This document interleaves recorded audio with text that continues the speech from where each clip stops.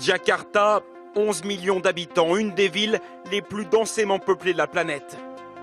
C'est aussi une des villes les plus polluées et une des villes les plus affectées par la montée du niveau de la mer. Alors la décision est prise, la capitale va déménager. Une partie de la ville est d'ailleurs déjà sous l'eau, à l'instar de cette mosquée.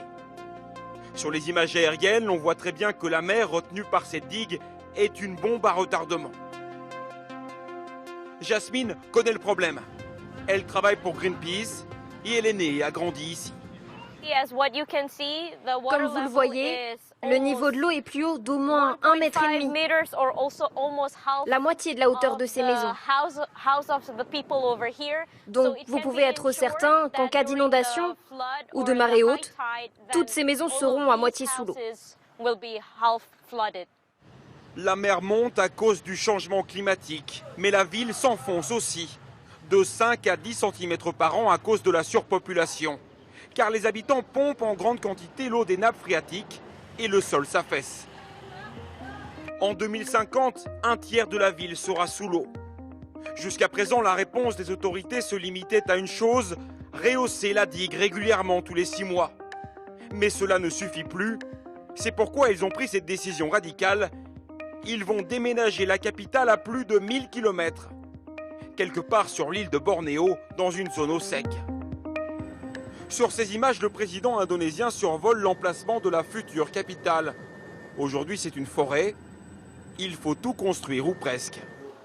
Un ministre a été nommé pour mener le projet à bien. Il annonce que les premiers fonctionnaires pourront déjà déménager en 2024. Oui, c'est ambitieux, mais nous le ferons. Jakarta continuera à recevoir des financements du gouvernement et pour la nouvelle capitale, nous allons nous appuyer sur des investissements du secteur privé. Et vous n'allez abandonner personne ici à Jakarta? Non, personne, ils ne doivent pas s'inquiéter. Mais le plan du gouvernement paraît d'autant plus irréaliste qu'il n'y a pas que Jakarta qui prend l'eau. Toute la côte nord de l'île de Java est en train de disparaître. Des centaines de kilomètres carrés ont déjà été engloutis. Tout comme ce village, à 5 heures de voiture de la capitale actuelle, il ne reste plus que la route principale.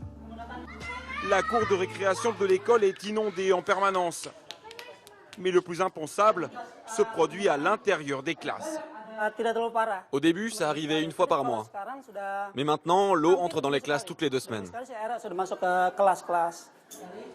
Et voilà à quoi ressemble alors un simple cours de mathématiques, les pieds dans l'eau. Et elle monte de plus en plus. Pour les écoliers, apprendre devient un combat. Quand il y a de l'eau, c'est difficile de rester concentré pour étudier. Parfois, on doit s'asseoir sur les tables. C'est difficile d'écrire, car tout est mouillé. Et avec les pieds dans l'eau, j'ai froid et je tremble beaucoup. En Indonésie, le changement climatique est une réalité douloureuse. Ce qui est impressionnant ici, c'est de voir toutes ces maisons qui sont inondées en permanence. Elles sont très fortement endommagées et pourtant, les habitants continuent à vivre ici tout simplement parce qu'ils n'ont nulle part d'autre où aller. Le déménagement de la capitale indonésienne ne changera absolument rien pour eux, si ce n'est qu'il y aura peut-être encore moins de budget pour lutter contre la montée des eaux.